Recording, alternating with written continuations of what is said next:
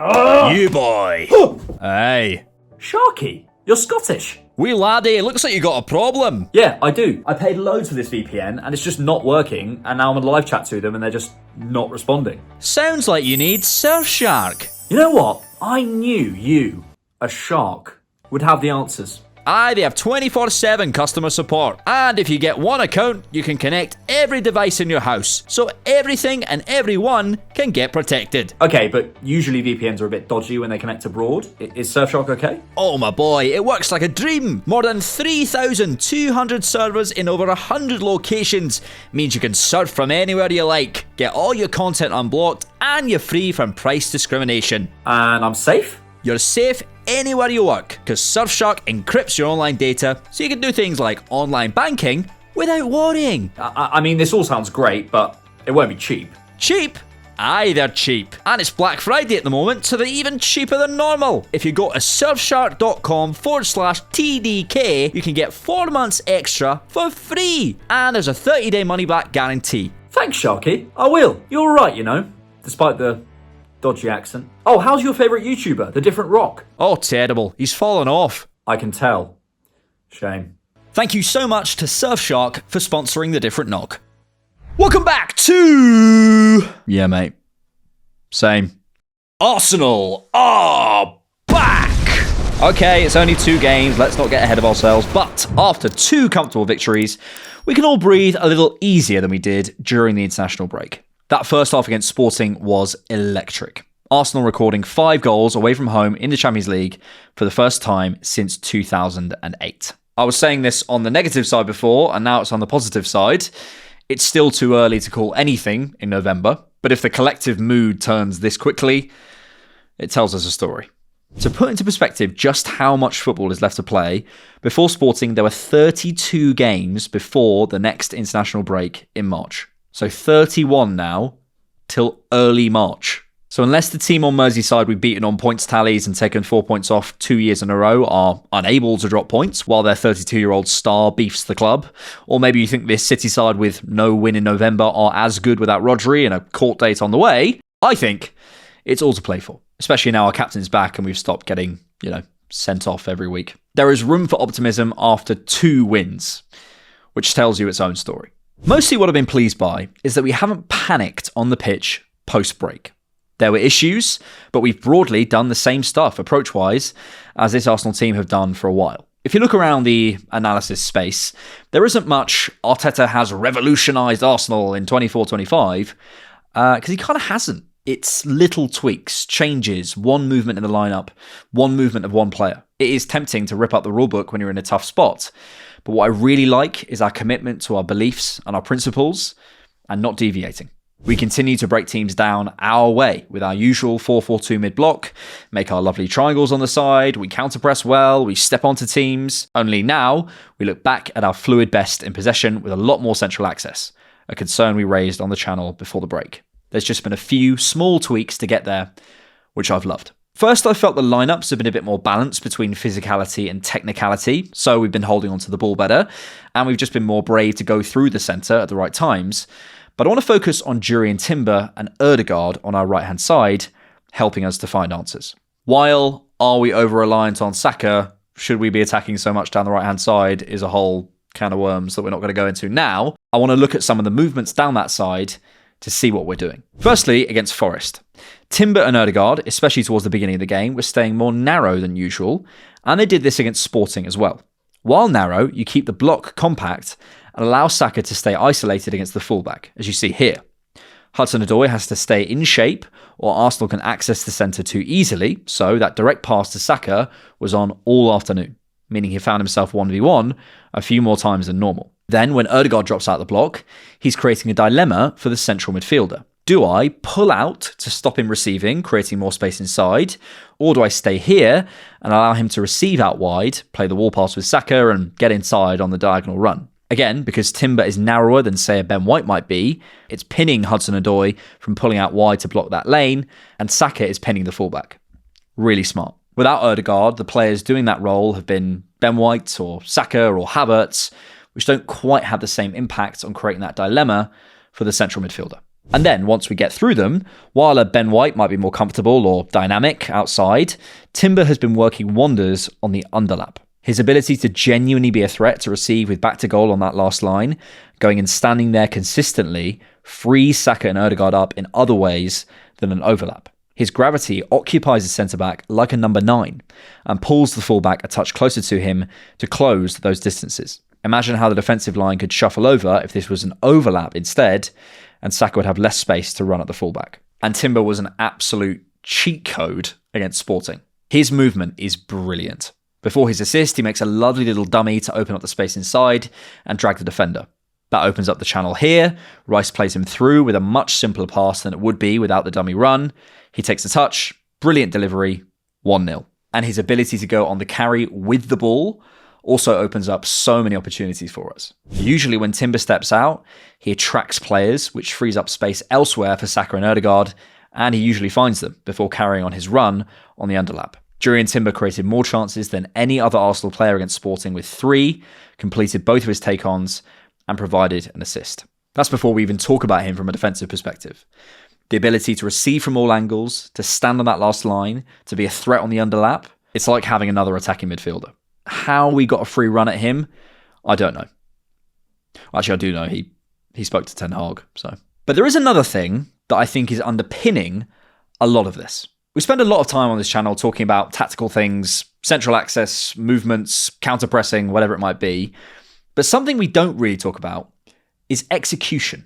As discussed before, because so much of the collective experience of football, especially worldwide, is mediated through a screen, I think it's hard to remember sometimes that the game has a physical, visceral component to it that is affecting it. I think for some, the answer, the team just dropped off physically as a justification for why you lose a game, almost isn't enough. But sometimes, that is the reason you lost the game. The manager got the subs right, he picked the right team, he asked them to stand in the right places.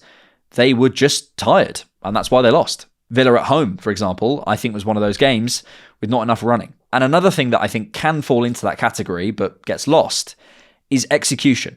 Literally the technical actions of passing, shooting, and kicking. I recently got a PS5 and I started playing Black Ops 6, and it's absolutely wild to me how on the same map, on the same game mode, on the same loadout, on the same day, in consecutive games, my aim can go from this to this. 1 minute I'm Prime FaZe Clan, the next minute I'm a Victorian child who's been teleported and never seen a screen before. Point being, we know in our own lives, we have days where we are just off it. We're making mistakes, we're dropping things, autocorrect can't help us, and that can happen in football too. It's not an excuse because they're professionals, they should be able to pass the ball, but it's a reason why things can go awry alongside tactics and the lineup and so on that I think gets underrated. I think Newcastle away was primarily a tactical balance problem, much helped now by correct-footed fullbacks, by the way. But I look back on Inter, Chelsea, the Bournemouth game, on some big moments and small. I see how good this team is technically when they're on it, and I wonder how much of any of those results can be put down to just 2 or 3 players being 2% off it on the day. I think back on some of those missed Martinelli chances because Arteta's highlighted them and was stressing box efficiency in the build-up to Sporting, not because I have an agenda. And I think, but shouldn't we expect technical mistakes sometimes? They're not robots. We have to allow for them to mess up. And isn't the bigger problem that they have one big chance in a game? And I say all this because the last 2 matches have been excellent for execution. That final 2-3% is back. And we look great. Raya's passing against Forest, so crisp and clean. Thomas Partey's passing has looked world class. He plays a ball against Forest to Ødegaard after coming on that is just a joke. Saka's little stutters he does when he approaches the duel to nick it off you are working again. He looks sharp. Saliba's getting his body in front of people with consistency, and so on. We have to remember, execution underpins everything. The manager can tell you where to stand to be in a more threatening area, but if you can't trap a ball, it doesn't matter. I've been feeling this for a while, but I didn't want to say it because it's annoying to hear everyone makes mistakes. But they do. Even me on Nuketown 24/7. So, what's been causing this? If you accept my premise, why have we just been a bit off it, especially before the break? Well, one thing is getting fresh, and this Arsenal team looked refreshed to me. No international break for Ødegaard, Rice or Saka, Timber benched, Kai only starting 1 game, Saliba only starting 1 game, and they're all suddenly looking more bouncy in their play. Mikel's clearly made some calls to some international managers, or maybe he sent the MRI to Harry Kane. Because when you get injuries, it's not only the injury, it's the strain it puts on the other players that cover for you. It's that extra 15 minutes where you might have been taken off and you have to put in another kilometre or 2. Same with 10 men. You have to do more running or more concentrating. At the top level, if you're churning out 100 minutes, 100 minutes, 100 minutes every 3 days, it does take a toll physically and mentally. Kai Havertz, injury time at the end versus Sporting, tracking back and chasing a ball. Our number 9. And I'm telling you that only happens because he doesn't start on Saturday. These are real people. They can't respawn like me on Black Ops. And with this insane fixture list, we have to consider how we manage it moving forward. And the second thing is that players being away also affects the competitive level outside of games. We see the product on a weekend or midweek, not what's going on at Colney. I think we've underestimated how many players have been, available for the game, but unable to train, and what that does to the level. Rice with his toe, Saka passing late fitness tests, White before his surgery, and so on. Mikel's mentioned this a few times now, and from watching his presses, it feels like his primary reason, but he's willing to share publicly, the sly dog, for why the team looked fluid again, which is interesting. It's great that 14-year-olds are training with the first team. That's great for the future, but it tells us there's something going on now.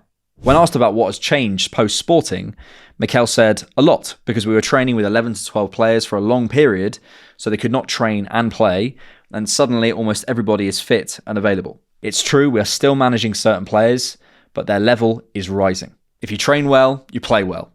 And at this level, that 2-3% really matters. We don't want to bemoan our luck. Everyone deals with this, and we have to be better. But it's no coincidence that Arsenal's best run of form last year came around the time when everyone was fit and available. Clearly, top teams need to manage adversity.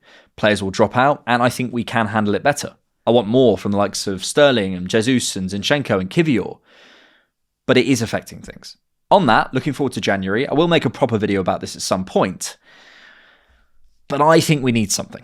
Some fresh energy. I still feel we lack central and wide transition threat.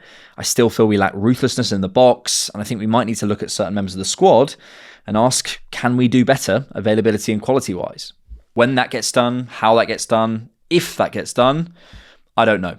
New sporting director, it could all be out the window. But a bit of fresh running, something to give us a bit of impetus, get over the line. We want it every year, but I think this year, if we want to go far in all 4 competitions, it might be really crucial. Arsenal are a good team. And this referendum we have every time we go through a bad dip really frustrates me. Sure, some of it is click farming media, but some of it is our own fans. Of course, I have doubts myself. Are we too far off it? Is this just not our year? Can we get better with injuries? Can that player be platformed better? Can Mikel do this? But something I never really worry about is that we're fundamentally not a good team. We are. The things we need to look at always are we winning our duels? Are we executing our passes cleanly, to the right foot, at the right time, consistently? Are we winning our 1v1s? Are we getting back in shape quick enough? Are we creating options for each other in possession? Are we running enough? Are we filling in when someone empties their hole? And I think focusing on those questions, everything else takes care of itself. Because that's what Arteta looks at. And when we're not doing that, he sees it and something will change. Albeit sometimes too late, it will change. And it has. Again. Who knows? Maybe on Saturday afternoon we turn up and we stink the gaff out. Maybe we don't win the league. But this Arsenal side have more than enough sample now to show everyone in England and abroad, but mostly our fans, that we are good. Even if we have a dip or two.